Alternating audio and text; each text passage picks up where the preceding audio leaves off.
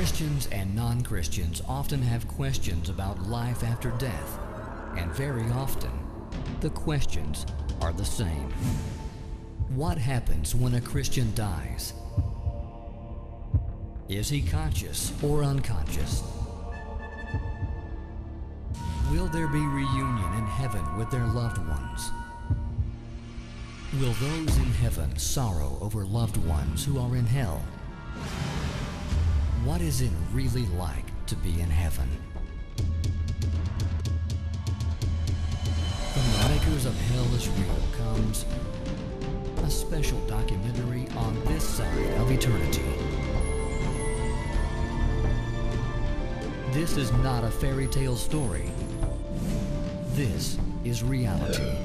Know the answers to your questions and discover that heaven is real.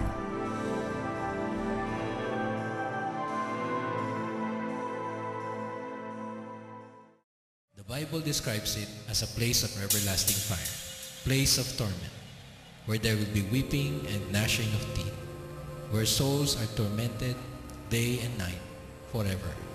Join Pastor Numerita Barqueros as she shares vital informations that every person should know, revelations that will stun you, plus the terrifying screams that scientists heard as they were drilling to what they believe are the gates of hell.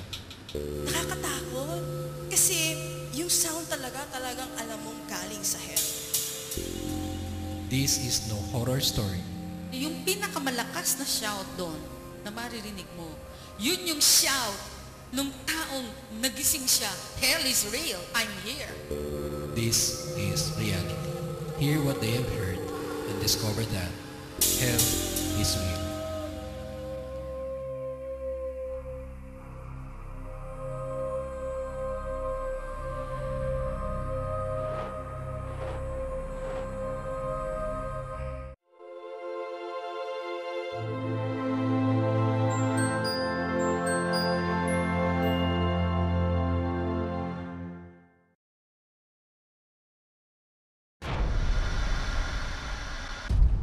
And he causeth all, both small and great, rich and poor, free and bond, to receive a mark in their right hand or in their foreheads, and that no man might buy or sell, save he that had the mark. Kung wala kang mark na 666, hindi ka pwedeng bumili o magbili. Sa panahon din pong ito, wala pong makakapag-business na walang tatak. 2,000 years ago, the Bible foretold of these events. Amazingly, they're being fulfilled in the smallest detail before our very eyes. Naniniwala po ako na ang paghubog ng cashless society ay paraan upang eventually magkaroon ng control sa mundo si Antichrist. Kapag wala ng cash at lahat ng transaction ay gagawin na lang through the bank, internet, and networks of computers, mas madali nang makokontrol o matetrace ang bawat tao. Sino mang may hawak ng sistemang ito, magkakaroon sila ng information tungkol sa buhay ng isang tao. Saan nagsya-shopping, ano-ano ang binibili. There is no doubt the rapid increase in technology that we see, the internet, GPS, surveillance cameras, electronic identification, chip cards, national ID cards, is preparing the way for 666. And it's something we need to know, something we shouldn't ignore. Ang ibig pong sabihin nito, yung control ni Satan nasa mundo na talaga. From the makers of Hell is Real comes the special documentary on the future of money. You will know where we have been Noong unang panahon, tinatawag itong barter. and where we are going. Well, implanting humans with microchips. Tiny implants loaded with their personal information. Doctors in our area are now recommending medical chip implants that they say could save your life. Tonight, the great lengths people are going to implant radio frequency identification chips in their bodies. The mark of the beast system in the future is slowly happening. The FDA approved Verichip implants in humans last year. Everything is being set up, Bakit kailangan pang ibaon ang mga chips na ito? and we are closer than we think. Napakarami ng evidence, it is undeniable. Be prepared, for 666 is real.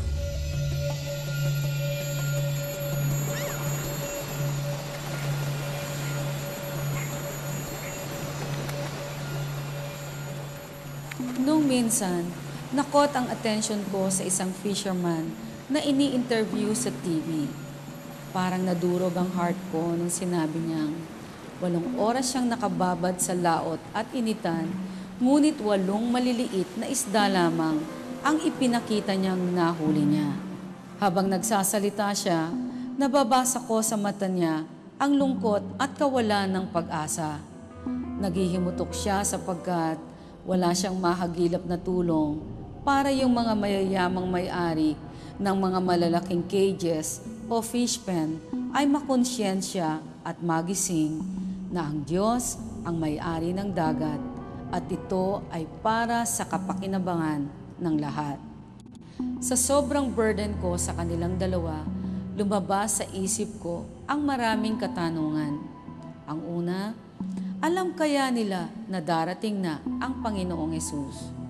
Aware ba sila na ang mga signs na inihula sa Bible sa pagdating ng Panginoon ay nangyayari na?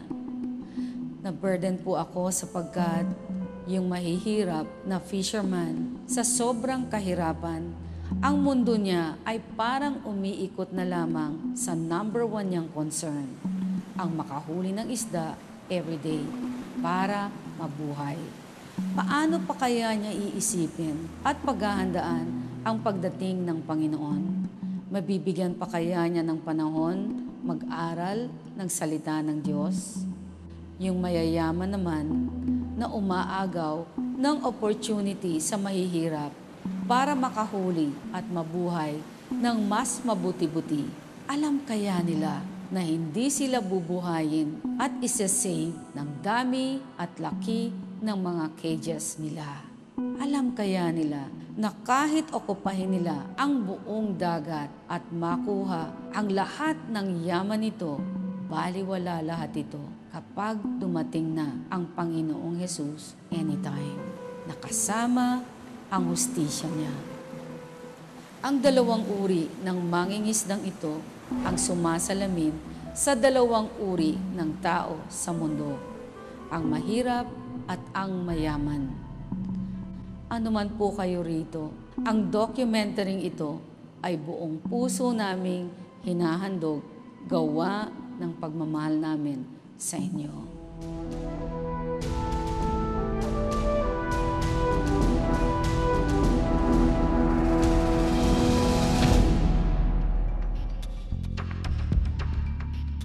Ang sabi po mismo ng Panginoong Hesus, darating siya na hindi inaasahan at walang nakakaalam, kung hindi ang Ama lamang. Jesus said in Matthew 24:36 and 44, "But of that day and hour no one knows, not even angels of heaven, but my Father only. Therefore, you also be ready, for the Son of Man is coming at an hour you do not expect." Si Jesus na ang nag-promise. Darating siya sa time na hindi natin inaasahan. Ibig sabihin, pwede ngayon busy kayong nagpe-prepare para sa party, kainan, inuman, o kasalan mamaya. Pero wala kayong consciousness o awareness na any moment habang nagbibihis kayo, nasa sasakyan kayo, o naglalakad kayo, pwede ring super excited ka sa isang business meeting o anumang personal na interest mo, pero nagsusuklay ka pa lang ng buhok mo. Pwede nang dumating ang Panginoon. The big question is, ready ka ba? Makakasama ka ba? Alam mo ba ang mangyayari sa iyo kapag naiwan ka sa pagdating ng Panginoong Hesus?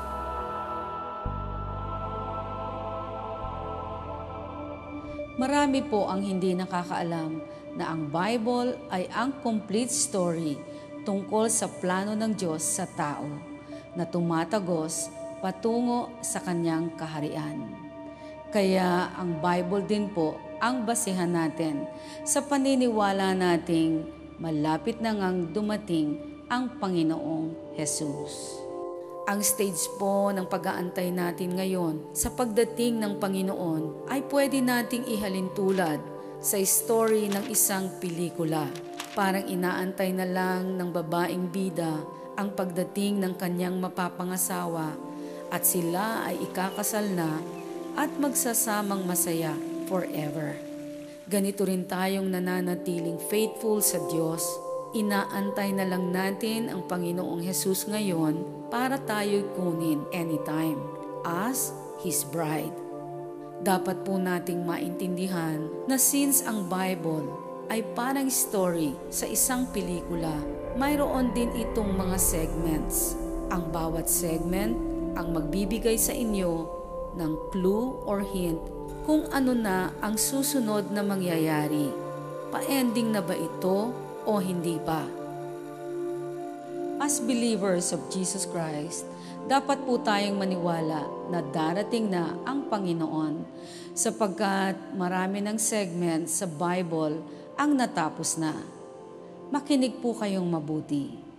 Every 2,000 years, mayroong special segment o major event sa plano ng Diyos. Approximately 4,000 BC, na-create si Adam and Eve.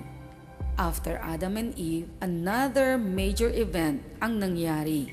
2000 BC, ipinanganak si Abraham. Siya ang father of faith natin at ng Jewish people. 2,000 years later, ipinanganak naman si Jesus. Siya naman ang author and finisher of our faith. Siya rin ang Savior natin. Simula ng birth ni Jesus, ang sumunod na 2,000 years ay nung sinelebrate natin ang New Millennium nung year 2000. Kaya po tayo nag-e-expect ngayon ng major event sa generation natin sapagkat kumbaga sa pelikula, ang next segment mula sa life ni Jesus here on earth ay ang pinaka-climax na sa story sa Bible. Ito ay ang pagdating niyang muli para dagitin o kunin ang mga believers na mangyayari sa isang hisap mata lamang. Wala na po kasing natitirang story o climax sa Bible na susunod after the resurrection and ascension of Jesus, kung hindi ang muli niyang pagdating. Kaya dapat po tayong maniwala na anytime darating na siya. Dapat din po tayong maghanda para hindi po tayo mailigaw ng kaaway.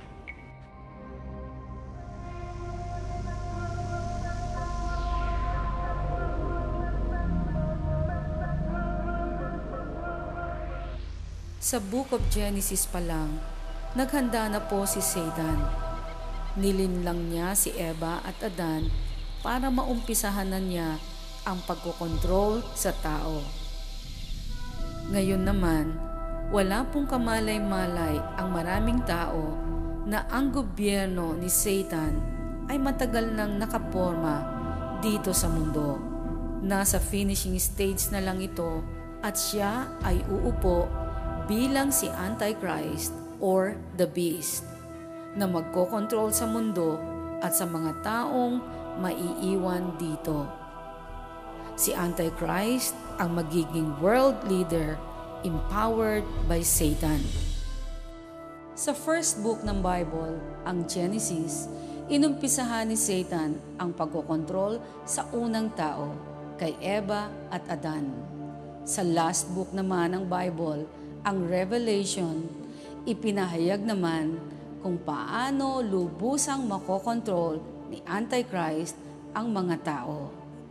Ang sabi sa Revelation 13, verses 16 to 18, He causes all, both small and great, rich and poor, free and slave, to receive a mark on their right hand or on their foreheads, and that no one may buy or sell except one who has the mark or the name of the beast or the number of his name. Here is wisdom. Let him who has understanding calculate the number of the beast, for it is the number of a man. His number is 666. In Tagalog, sa pilitang pinatatakan ng halimaw sa kanang kamay o noo ang lahat ng tao, dakila at taba, mayaman at mahirap, alipin at malaya, at walang maaaring magbili o bumili, maliban na may tatak ng pangalan ng halimaw o ng bilang na katumbas niyon. Kailangan dito ang talino. Maaaring malaman ng sino mang matalino ang kahulugan ng bilang na katumbas ng pangalan ng halimaw, sapagkat ito'y pangalan ng isang lalaki. Ang bilang ay 666.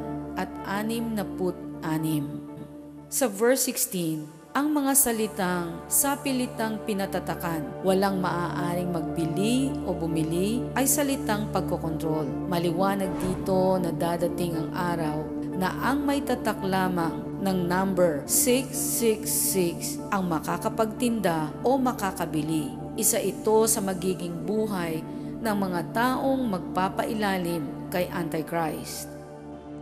As Christians, naniniwala po tayo na ang 666 ay hindi lang isang kathang-isip, kung hindi isa itong realidad, sapagkat ito ay inihayag sa Bible. Ang 666 ay isang reality na haharapin ng sino mang patuloy na susuway at maiiwan sa pagdating ng Panginoon. So time will come, hindi pwedeng bumili o magbili na walang tatak na 666. Kapag sinabing pagbili, magbili, buying and selling, involved dito ang money. Sa atin pong pagpapatuloy, gusto kong i-present sa inyo ang natatanaw ko kung paano tatagos sa mark of the beast ang present buying and selling natin ngayon.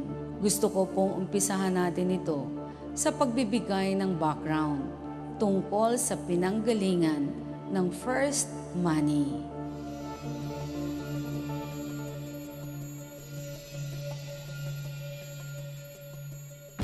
Noong unang panahon, ang pagdidistribute ng mga bagay-bagay at serbisyo na kailangan ng mga tao ay hindi nagagawa sa pamamagitan ng pera, kundi sa pamamagitan ng pakikipagpalitan ng mga bagay katulad ng hayop, pagkain, tela at iba pa. Tinatawag itong barter. Pero hindi ito nagtagal kasi na-realize nila na mahirap mag-transact ng business sa ganitong sistema. Kasi kailangan palaging magkatugma ang gusto ng dalawang taong nakikipagpalitan. Kaya sometime in the 7th century, naisip nilang gumamit ng precious metals, gemstones, gold, and jewelries. Dito nagsimula yung first coins. Ang first paper money naman ay naimbento sa China. Ang pinaka-famous Chinese na nag-issue ng paper money ay si Kublai Khan, who ruled the Chinese Empire in the 13th century. Nagkaroon lamang ang Europe ng paper money much later than in Asia because Europe didn't have paper till 1151 AD. Nung naging available na ang paper, nag-umpisa na ang pag-iiwan ng mabibigat na coins sa mga merchants kapalit ang handwritten receipts. Ang first banks naman ay pinaniniwalaan ng mga historians na pinamamahalaan ng goldsmiths in the Middle Ages. During that time, ang yaman ng mga tao ay nasa form of silver and gold.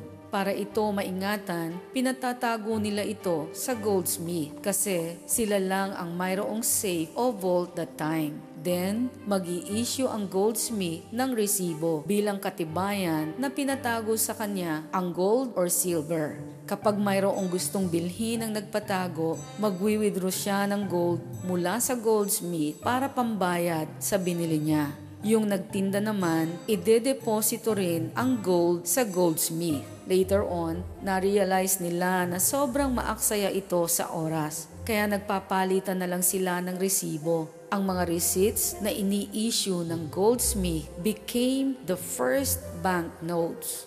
Ito ang ginagamit nila na parang money or checks natin ngayon.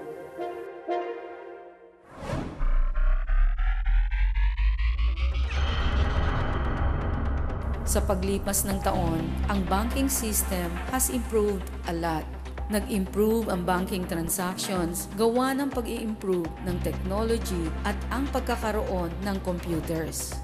Nagsimula ang electronic banking nung na-discover ang paggamit ng mga ATM or automated teller machines at ng mga credit cards.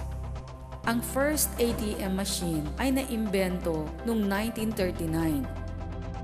Ginagamit ang ATM machine sa pamamagitan ng isang plastic card na pinapasok dito. Ang plastic card na ito ay mayroong magnetic stripe or plastic smart card na mayroong chip. Sa chip nakatago yung card number at ang ilang security information. Para maka-withdraw ng pera, kailangang i-verify ng cardholder ang kanyang identity sa pamamagitan ng PIN number o Personal Identification Number. Sa ngayon, ang ATM ay magagamit din sa pagbabayad ng bills tulad ng Meralco, PLDT, cable, insurance, taxes, cellphone load, fees sa credit cards, pati sa mga donations sa mga charitable institutions. Ang isa pang form ng electronic banking ay ang paggamit naman ng credit card. Ang credit card ay ginagamit para bumili o magbayad kahit wala kang cash na hawak. Ang mga credit card companies ay nagbibigay ng line of credit o certain amount of money na pwedeng utangin sa kanila at bayaran ng unti-unti. Maraming tao ang naeengganyo kumuha ng credit cards sapagkat marami itong pakinabang. Isa na rito ay ang convenience na hindi ka na magdadala ng malaking pera na pwedeng mawala o manakaw. Kapag mayroong emergencies, pwede mo itong pambayad. Kahit wala kang cash, pwede mong mabili kaagad ang gusto mo at mayroon kang time mag-ipon para unti-unti itong mabayaran. Sa panahon po natin ngayon, sanay na tayong makakita ng plastic card like ATM, credit cards, or ID card. Pero marami ang hindi nakaka-realize na patungo na tayo sa tinatawag na cashless society.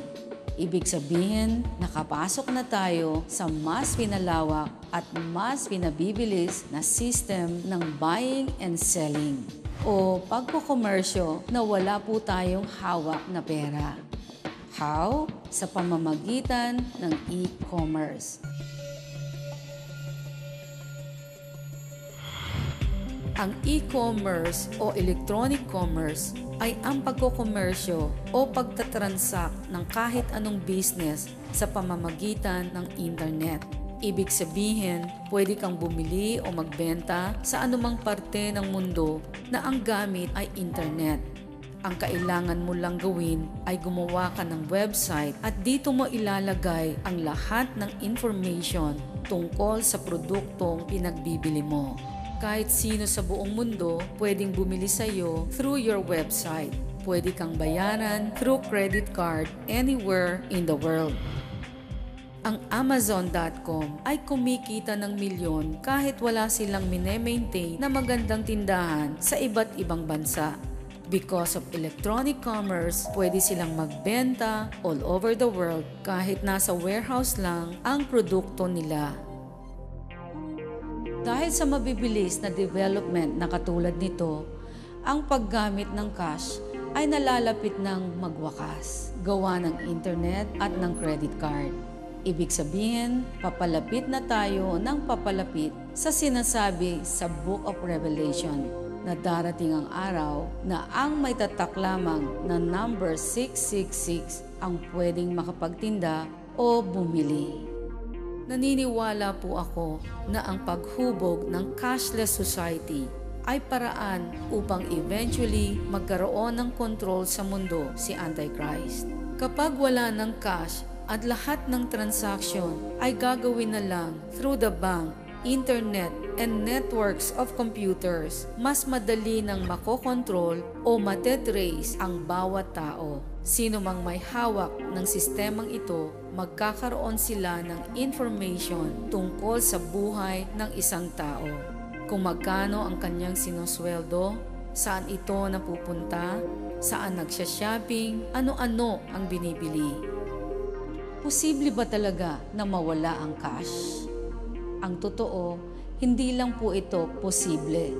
Inihula na itong sa Bible. Kaya sigurado tayong ito ay mangyayari. Ang mga sumusunod na technology in terms of buying and selling ay tumuturo na doon na nga tayo papunta.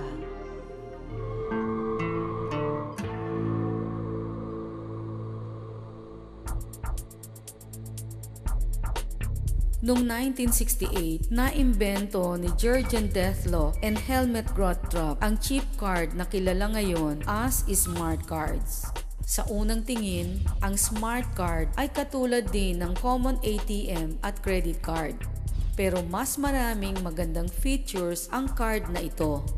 Ang ilang examples ng smart cards ay ang prepaid phone cards, ganoon din ang loyalty cards na ginagamit natin sa mga malls kung saan nag-iipon tayo ng points every time tayo namimili.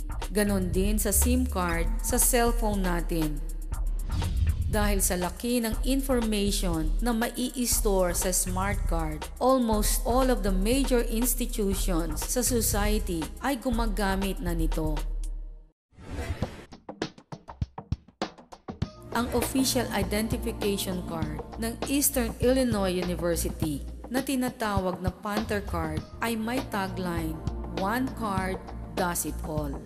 Kasi hindi lang ito ID. Pwede itong gamitin na pambili, pwede rin itong gamitin as ATM card, library card, at iba pa.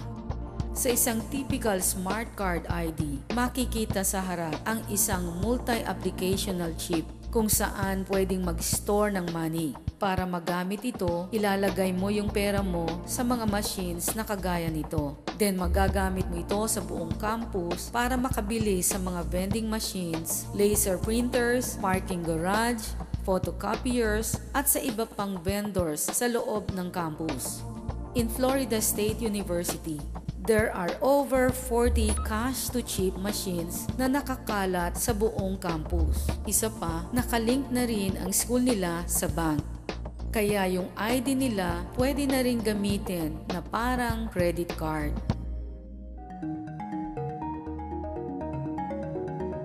Sa France naman, naganap ang isang successful na healthcare smart card project. Ang ginawa nila, ipinagsama ng government yung mga health cards na ibinigay nila sa mga tao doon sa health insurance system. Naging successful ito kasi yung mga information tungkol sa patient, yung mga medical records, pati mga gamot na nireseta ng doktor ay pinadadala through electronic transfer. Kaya mabilis itong nakakarating sa health insurance agency na magre-reimburse ng pera. Before kasi, nung wala pa itong smart card na ito, umaabot ng 2 buwan yung process bago makuha ang health benefits sa French government.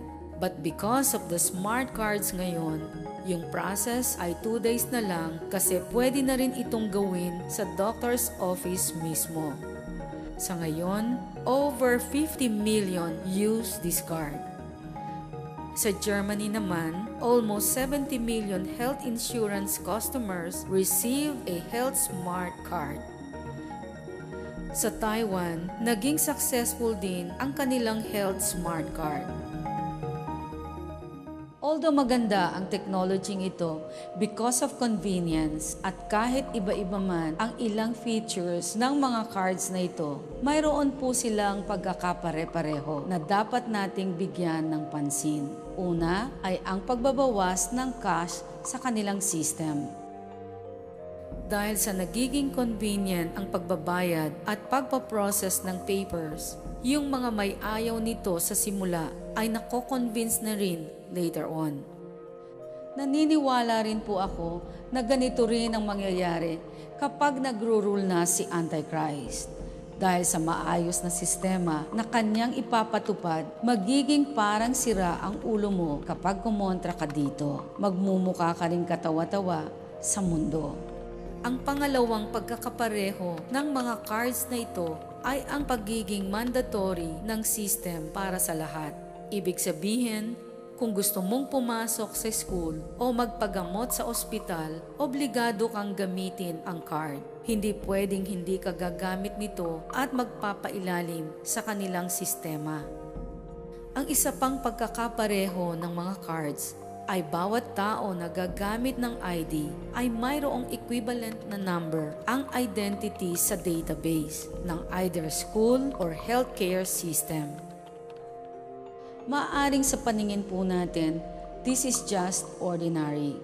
Pero naniniwala ako na ang pagkoconnect ng schools, hospitals, banking systems, and other institutions, pati na ang pagbabawas ng paggamit ng cash, ay ang pinakamalapit na senyales para matupad ang inihula sa Revelation 13. Na time will come, hindi ka makakabili o hindi ka makakapagtinda kung wala kang numero o yung mark of the beast. Kung hindi pa po kayo kumbinsido, makinig po kayong mabuti. Noong September 2001, ang Government of Malaysia ay nag-launch ng first multi-purpose smart identity card na tinatawag nilang MyCAD. Ang card na ito ay compulsory mula sa age of 12 sa lahat ng citizen nila. It serves as identification card na gumagamit ng chip and biometrics identification technology. It also functions as a driver's license, public key infrastructure, e-cash, ganoon din as ATM card. Ang passport at health information ay nandito rin. At magagamit rin ito as a touch and go card na ginagamit sa mga public toll fare systems. Ang Hong Kong ay nag-launch din ng ganitong card na tinatawag nilang HKID. Mula naman sa age of 11, required na ito sa lahat ng residents nila. Isa sa mga main purposes ng mga gobyerno kung bakit gumagamit ng national ID ay para maprotektahan ang tao. Mapapansin sa example na binigay ko na ginagamit ang biometric technology para maiwasan ang pamimeke ng mga ID, para madaling ma-identify ang isang kriminal saan man siya magpunta, anuman ang kanyang gawin. Ang sabi nga ni Juan Muhammad Arifin, Smart Card Project Director ng National Registration Department sa Malaysia, a lot of governments, including the US, will be looking at better identification systems to monitor the movement of people within their countries after the terror attack. At ganito na nga ang nangyayari. It does not appear that there's any kind of an effort up there yet. Now remember, oh my God. That looks like a second plane. Today we've had a national tragedy. Two airplanes have crashed into the World Trade Center in an apparent terrorist attack on our country. I have spoken to the Vice President, to the Governor of New York, to the Director of the FBI, and have ordered that the full resources of the federal government to conduct a full-scale investigation to hunt down and to find those folks who committed this act. Terrorism against our nation will not stand.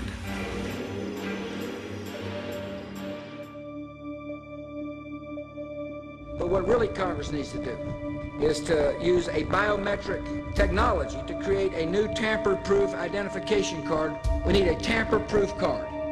If you're here legally working, here's your card, and you got to show it. And the business owner has got to call for it. And if they hire somebody without the tamper-proof card, they're in violation of the law and will be fined. Noong May 11, 2005, naipasa sa US Congress at pinirmahan ni President Bush ang tinatawag na Real ID Act. Nakasaad sa batas na ito na para maiwasan ang terrorism, kailangan bawat state sa Amerika ay gawing pare-pareho na yung mga requirements sa pagbibigay ng driver's license at ID cards. Kasi sa Amerika, ang mga driver's license ay ini-issue ng kanya-kanyang states imbes ng federal government, kaya iba-iba ang driver's license nila. Nung nangyari yung World Trade Center attack, na-discover nila na karamihan ng mga terrorist ay gumagamit ng fake IDs and driver's license. Kaya sa batas na ito, nagbigay ng mahigpit na guidelines at requirements ang federal government na dapat isubmit bago mag-issue ng license. Sa mga nagtatanong, anong masama sa National ID card?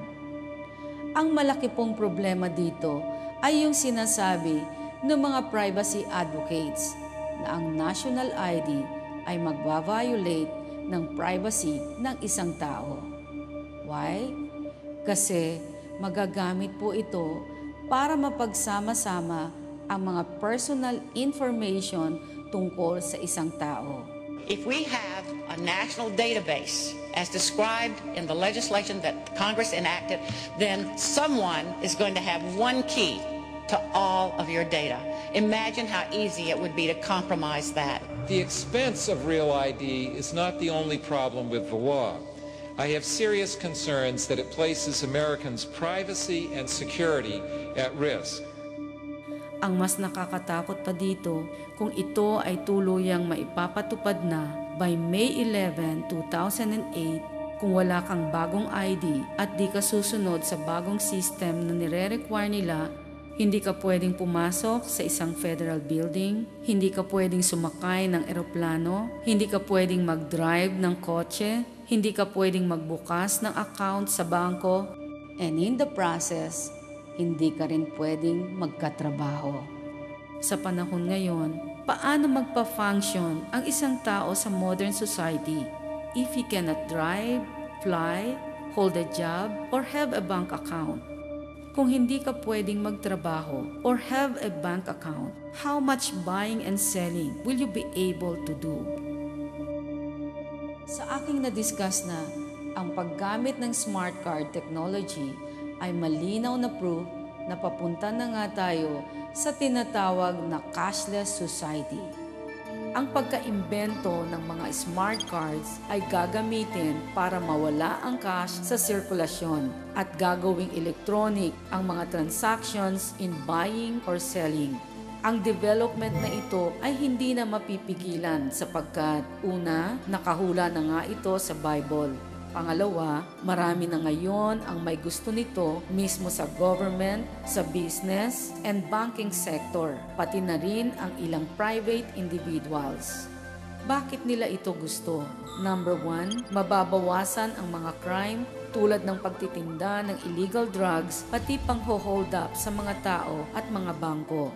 Number 2, pag cashless na, mabilis na ang transactions. Hindi na magiging problema kung walang pangsukli ang mga stores. Hindi mo na kailangang pumunta sa ATM o sa bangko pag naubusan ka ng pera. Number 3, ito ay para ma-improve ang money management. In a cashless society, everything is documented. Makikita mo kung saan mo nagastos kahit yung maliit na binili mo. And number 4, ang pinakagustong benefit ng government sa cashless society ay yung increased national security. Kasi cash ang ginagamit sa pag-finance sa mga terrorist activities. Kapag cash ang ginamit, walang means para matrace kung kanino galing ang pera. Pero sa cashless society, everything is traceable. Sa tindi po ng banta ng terrorist attacks, ganun din ang crimes, kidnappings, stealing, and killing sa mundo, kasama na ang conflict sa iba't ibang bansa at religions. Parang ang natitirang solusyon na lang para magkaroon ng peace at protection ay ang pagtatrack sa mga tao sa lugar, kilos sa mundo. Kung mapapansin po ninyo, marami na ang gumagamit ngayon ng mga surveillance camera for protection. Common na ang mga cameras sa airports, department stores, sa banks at kahit sa mga small businesses para maiwasan ang pagnanakaw. Kahit sa mga streets ngayon, naglalagay na rin ng mga cameras to protect people and maintain order. May mga tracking devices na rin ngayon na nilalagay sa mga sasakyan para maiwasan ang pagnanakaw. Sa pamamagitan ng Global Positioning System or GPS technology, pwede kang matrack o matrace kahit saan ka pumunta. Sa Amerika, ginagamit na rin ito ng mga rent-a-car business at iba pang may-ari ng mga kumpanya para matrack ang kanilang empleyado kung saan pumupunta sa oras ng trabaho. Marami po ang hindi nakakaalam na mayroon na ring tracking capability ang laser printers na common nating ginagamit. Mayroong mga printer companies ang secretly na naglalagay ng serial number by using dots sa bawat document na hindi nakikita ng naked eye. Governments, including the United States, already use the hidden markings to track counterfeiters. Ang isa pang nakakagulat, even the pictures we take with our digital camera and also the CD that we burn on our PC using the right equipment and software can be trailed back to you. Ang totoo, mayroong kapalit ang security at convenience na naibibigay ang surveillance power technology na mas pinatitindi pa ngayon. Ito ay ang ating privacy. So anong problema dito? Well, ang loss of privacy means more control for the government. Ang isang government o company ay magkakaroon ng potential na makita ang lahat ng transaction na iyong ginagawa. Ano pong isasagot ninyo kung may magtatanong sa inyo? Okay lang po ba sa inyo na matrace o matrack ang lahat ng store, mall, restaurants na inyong pinupuntahan at malaman ang inyong binibili, even your exact location? Posible ba itong mangyari? Opo, posibleng-posible ito. Alam natin na each day may bagong naiimbento na mga high-tech gadgets to make life easier. Pero sa lahat ng naimbento nung mga nagdaang taon, ang pinaka-close na possibility para matupad ang prophecy sa Book of Revelation ay sa pamamagitan ng RFID. As privacy advocate and author Catherine Albrecht said in her book, Spy Chips, imagine a world where your every purchase is monitored and recorded in a database, and your every belonging is numbered. A world where someone has a record of everything you have ever bought, and everything you have ever owned, and every item in your closet. Imagine a system that puts a small electronic transmitter in everything you buy, including the money or credit card you buy it with. Imagine a world where you are constantly tracked and monitored wherever you go. With RFID technology, all these are possible. Ano ba ang RFID? Ang RFID o Radio Frequency Identification ay isang technology na gumagamit ng radio waves para mag-transfer ng information mula sa isang tag na may data papunta sa isang reader. Ang RFID system ay nakabase sa kaparehong radio waves para po tayo makapakinig sa paborito nating FM or AM station. Ibig sabihin, ang RFID system ay pwedeng mag-travel o tumago sa bintana, sa kahoy, kahit sa mga pintuan. Ang paggamit sa RFID ay limitless, pero gusto ko pong mag-start sa retail sector kasi dito po may koneksyon ang buying and selling natin na inihula sa Book of Revelation. Noong October 1999, si Kevin Ashton, isang brand manager sa Procter & Gamble, together with Professor Sanjay Sarma from the Massachusetts Institute of Technology, founded the MIT Auto ID Center, isang organization na nagre-research at nagde-develop para maggamit ang mga RFID tags sa industry. Ang Auto ID ay gumagawa ng numbering scheme called EPC or Electronic Product Code na nagpo-provide ng unique o walang kaparehong serial number sa kahit anong produkto. Sa barcode, ang bawat kahon ng delata ay isa lamang ang serial number.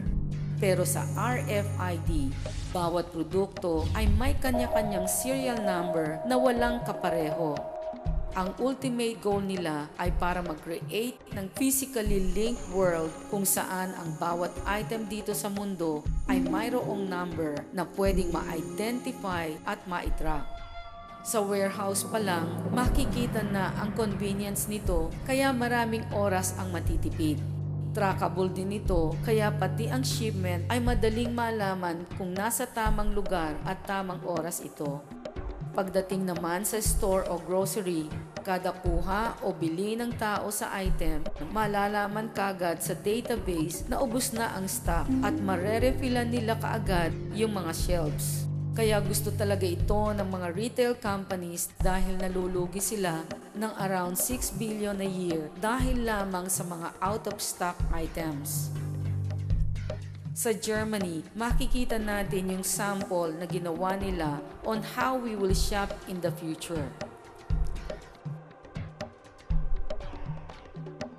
Ang Metro AG Group is Germany's largest retailer and the 5th largest in the world. Metro operates more than 2,300 retail stores in 28 countries.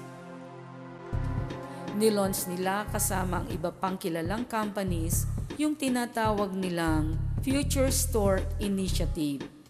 Para itong test lab sa mga technology na gusto nilang i-implement in the future. Kapag pumasok ka sa store na ito, makikita ang mga high-tech na gadgets na hindi malayong magamit din natin in the future. Gagamit ka ng tinatawag na personal shopping assistant. Una, i-scan mo yung loyalty card mo, then lalabas doon yung mga kailangan mong bilhin. Since RFID enabled yung card, bawat lagay mo ng product, automatic na itong lalabas sa screen. Bawat produkto na bibilhin mo ay mayroon ding RFID tag. Kahit mga fruits like banana ay magkakaroon ng serial number. Kapag gumagamit ka ng smart scale sa pagtimbang, pipicturean nila yung napili mong fruit. Then automatic, lalabas na yung tag na may RFID. Pagdating sa checkout counter, hindi na kailangang isa-isahin pa ang bawat produkto na nasa cart mo. Pag dumaan ka sa reader, automatic na itong mako-compute, making the transaction faster and more efficient. Bibigay mo lang ang credit card mo, then tapos agad. Hindi po ba napakaganda ng technology nito? Pero napakaraming privacy advocates, hindi lang sa Amerika, kung hindi sa buong mundo, ang nagbabantay mabuti sa plano ng mga malalaking retailers tungkol dito. Ang fear kasi nila, baka daw magamit ang mga traceable tags na ito, hindi lang sa mga produkto, kung hindi pati na rin para masundan ang mga tao. Ako to Catherine Albrecht, author of the book Spy Chips. RFID tags can be read from a distance, right through your clothes, wallet, backpack, or purse without your knowledge or consent by anybody. Saan ka man naroroon, basta may tamang reader device, pwede itong mabasa na hindi mo alam. Ang maliliit na tag na nakabaon sa ilalim ng sapatos o tinahi sa isang t-shirt for inventory control ay pwedeng ma-activate o mabasa every time ka papasok at lalabas sa store na binilhan mo. Now, just imagine kung pagsasamahin ang RFID devices at ang GPS, well, literally, you can be pinpointed anywhere in the world. As consumers, wala po tayong way para malaman kung ano sa binili natin ang mayroong chips na nasa RFID tags. Kasi pwede itong isandwich sa gitna ng cardboard at i-mold sa plastic. Ganito yung case nang pumunta sila Catherine Albrecht sa Future Store sa Germany to observe. Na-discover nila na yung frequent shopper card nila ay meron palang RFID chip sa loob. So hindi nila alam, mayroon na pala silang bit-bit sa bag nila na pwedeng mag-track at pagkuhaan ng mga information about them. Ang alarming po sa technology ito ay mas nagiging sophisticated na kasi ito. Last February, ang Hitachi ay nag-develop ng pinakamaliit na RFID chip. Tinatawag itong RFID powder. According to news reports, plano daw itong gamitin to track money and other important documents. Sa ngayon, ginagamit na ang combined smart card and RFID technology sa mga toll gates at train stations.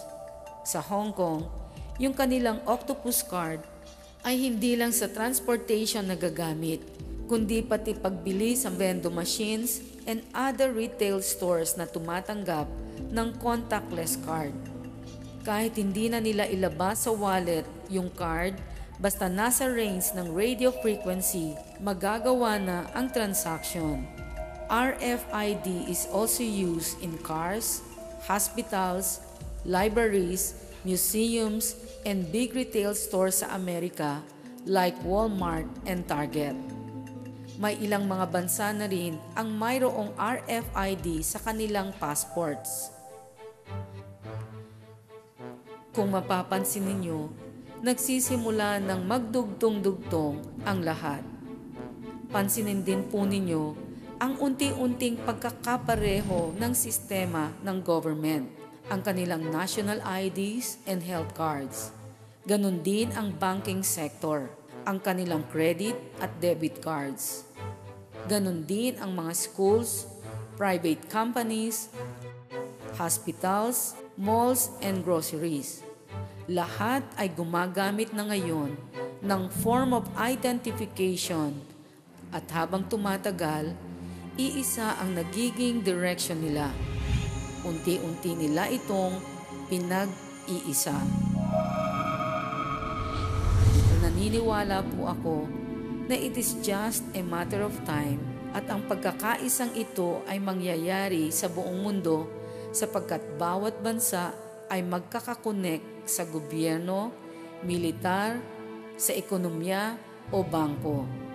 Eventually, pag-upo ni Antichrist as the leader of what is called One World Government, ire-require niya na ang lahat ay magkaroon ng tatak na 666 or else hindi ka makakabili o makakapagtinda. Ang pag-develop ng smart card, ng RFID, GPS at internet ay parang sharp arrows na nagmamadaling makarating sa kanyang destinasyon. Ito po ay ang pagkakatupad ng inihula sa Book of Revelation chapter 13. Ang mga huli ko pong sasabihin ay iminumungkahi ko pong inyong pag-isipan o pag-aralang mabuti. Kung kanina sinabi ko na ang RFID tags ay inilalagay sa mga ID cards at mga produkto, ngayon unti-unti na nila itong ginagamit sa tao.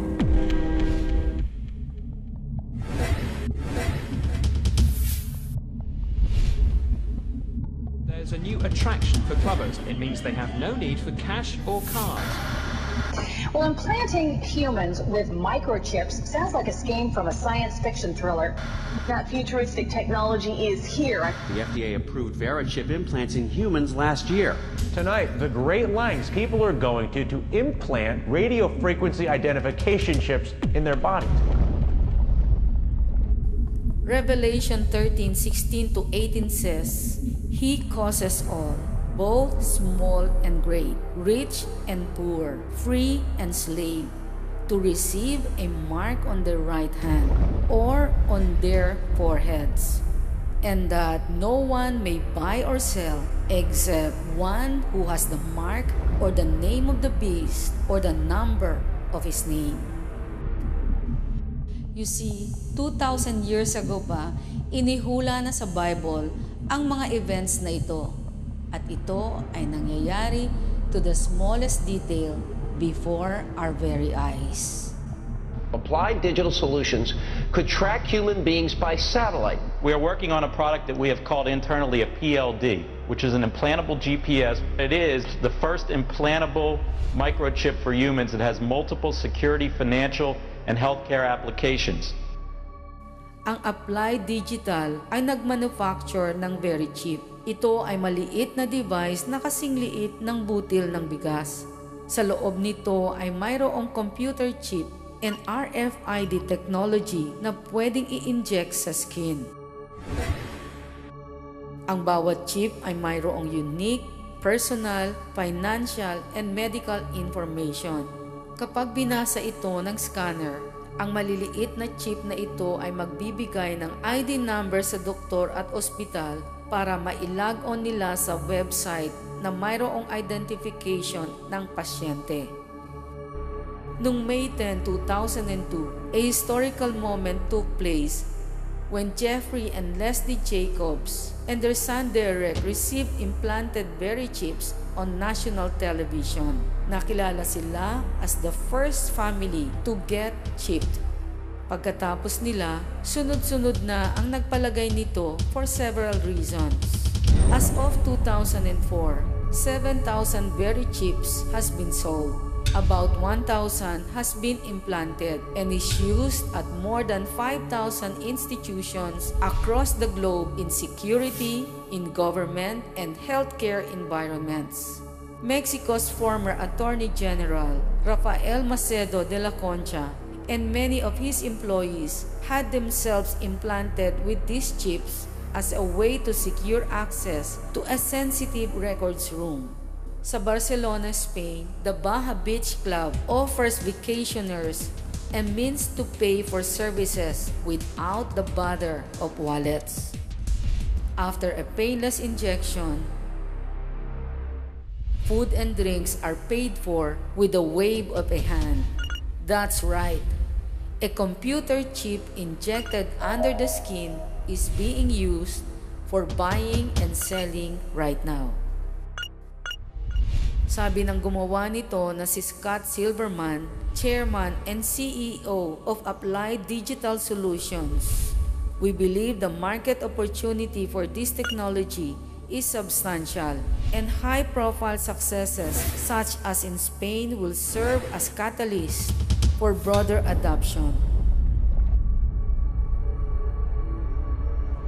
Sa mabilis na pag-increase at pagtanggap ng technology sa mga higanting bansa, imposible po na isipin nating coincidence lamang ito at hindi ito magpe-prepare for 666. Bakit po? Kasi napakarami ng evidence at sobra-sobra na ang dami ng coincidence na tumuturo sa inihula sa Book of Revelation. Ang sabi sa Revelation 13, sa pilitang tatatakan ng 666 sa right hand o sa noo ang mga tao para makabili at makapagbili. Mark ito ng beast kasi kapag meron ka na nito, pag-aari ka na ni Satan at 100% ang destiny mo ay sa hell. Now, bakit kailangan pang i-implant o ibaon ang mga chips na ito? Unang-una, para maiwasan ang pagkasira nito, ang pagpe-fake dito, at pagkawala o pagnanakaw. I also believe na pinili ang right hand para mabilis ang transaction. Karamihan kasi ng mga tao ay right-handed. Pinili rin ang forehead kasi kung putol ang kanang kamay o left-handed ang isang tao, ang noo ang pinakamainam lagyan ng 666. Kasi magbabaw lang sa tapat ng scanner tapos kagad ang transaction. Naniniwala po ako na ito ang pinaka-logical at pinakamalapit na technology na gagamitin ni Antichrist sa kanyang gobyerno na malapit ng mabuo. Kaya mas bumibilis ang development at mas lumalawak ang application nito. Bago po ako magtapos, gusto kong klaruhin na ang RFID and implanted very chip is not yet the mark of the beast or 666. Hindi po namin sinasabi na ang mga taong mayroon ng mga implants ay mayroon ng mark. Ang pinipresenta lang po namin ay ang technology na pinaniniwalaan namin na naghahanda at nagpapabilis para maisakatuparan ang sinasabi sa Bible na no man can buy or sell unless they receive the mark of the beast. Kapag nahayag na si Antichrist, naniniwala po kaming gagamitin ang system at technology ito. Kasi kung hindi ito, ano pa? Ito na po ang system na ginagamit ng mundo natin ngayon. If you analyze history, technologies are being upgraded and upgraded para magamit sa daily lives ng mga tao. And the upgrading never stops. Kaya mayroong iniimbento para gamitin. When I was in college, wala pang cellphones and texting. Wala pang emails. Who would have thought na darating ang time na ang pagpapadala ng sulat sa mahal natin sa buhay na nasa ibang bansa ay magagawa na lang in a matter of seconds?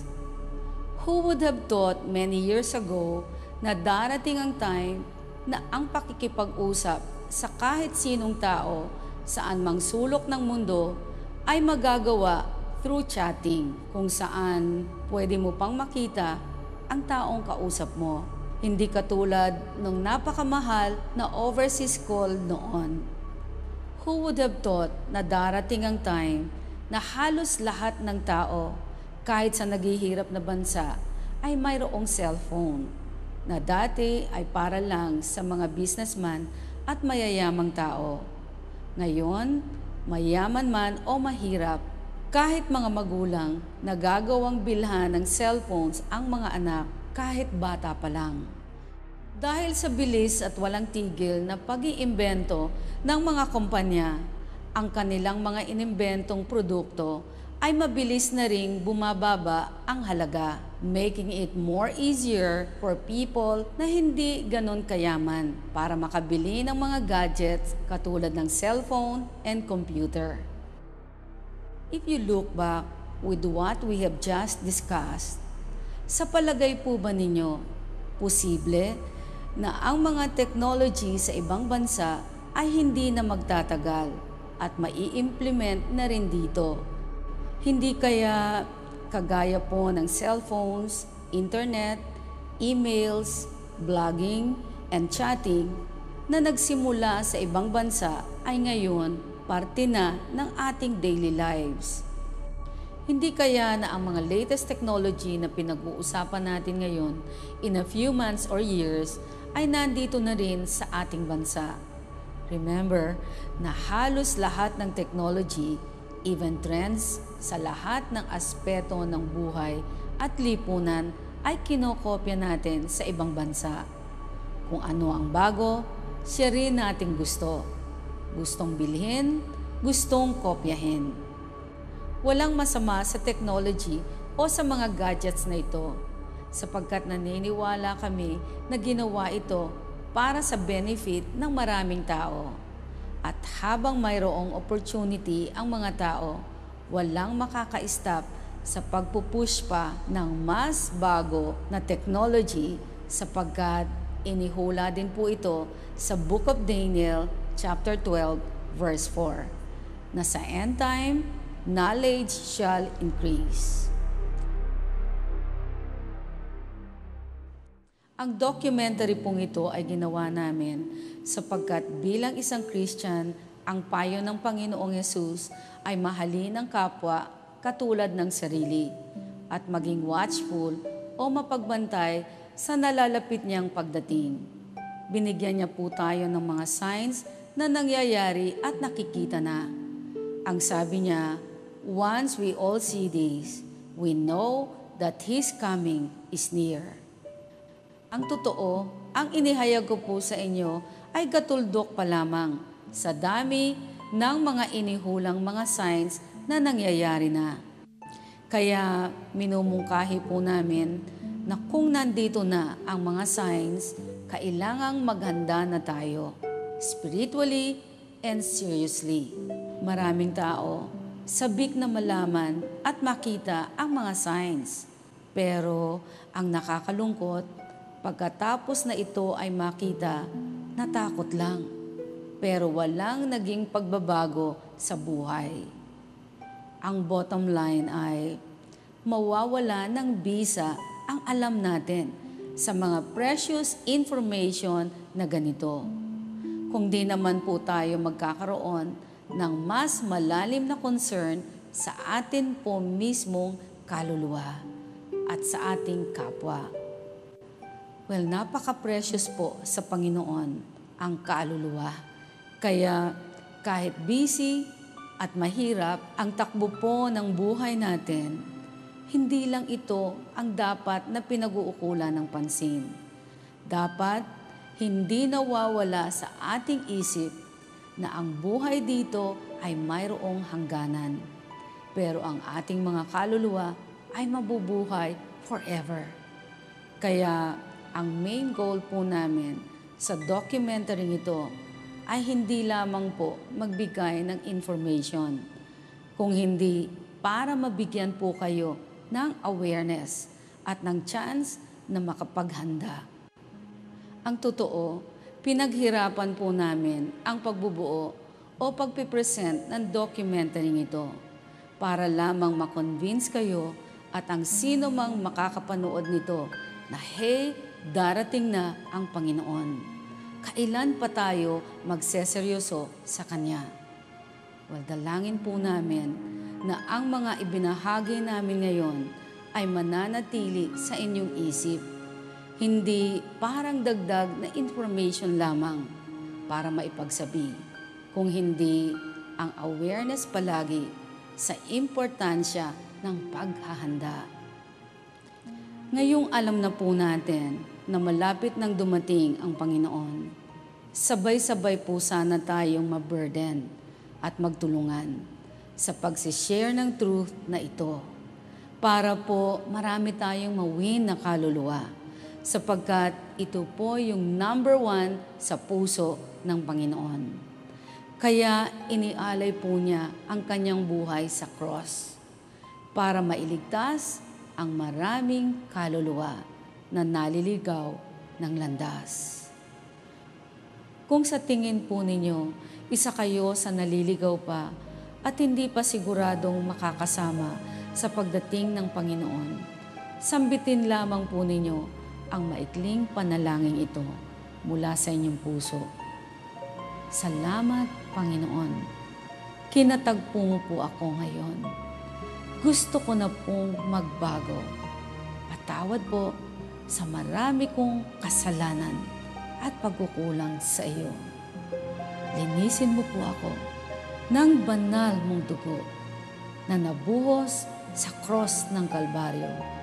Huwag mo po akong iiwan ng iyong Espiritu at inaalay ko po sa iyo ang aking buhay. Panginoong Jesus, ikaw lamang ang itinuturing kong Diyos at tagapagligtas ng aking buhay.